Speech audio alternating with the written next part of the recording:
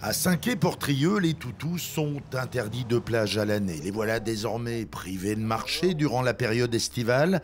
Si Amigo se garde bien d'aboyer, c'est son maître qui s'en charge. Il y a 15 jours, j'étais à Arcachon.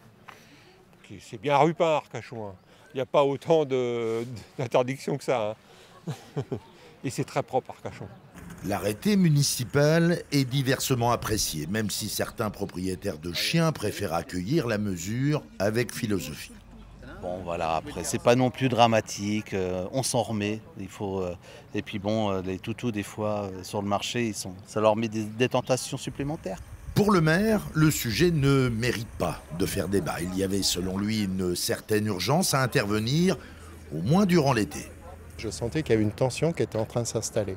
Avoir un animal, c'est une contrainte en termes de bienveillance, en termes de soins, en termes alimentaires.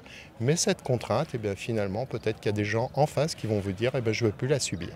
Après un premier mois d'interdiction au pied des étals, force est de constater que le sujet continue de diviser les commerçants, la population et même les estivants. Qu'est-ce qu'on a besoin d'interdire ça ? Qu'est-ce que c'est que tout ça ? C'est pareil, on nous interdit tout. Bientôt, je sais pas. Enfin, moi, je trouve ça stupide. Bien sûr, l'échappement n'est pas libre sur un chien. Donc, puis en plus, il y a plein de choses qui peuvent les tenter, manger et tout. Et que dire de Marie-France qui a choisi purement et simplement de boycotter le marché, solidaire de ses amis à quatre pattes. On n'a pas le droit de venir avec les animaux et on se dit après que les animaux soient abandonnés. Alors, vous croyez que c'est une loi, ça ? Il ferait mieux de s'occuper des enfants qui sont plutôt abandonnés, eux, que de s'occuper des animaux, que pauvres petites bêtes, ils ne disent rien, eux.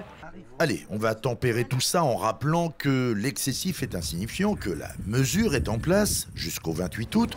On fera à Saint-Quay beaucoup de prévention avant de faire un bilan. Mais les propriétaires tentés de braver l'interdiction pourraient être verbalisés à hauteur de 135 €. On n'a pas fini de se regarder en chien de faïence dans les allées du marché.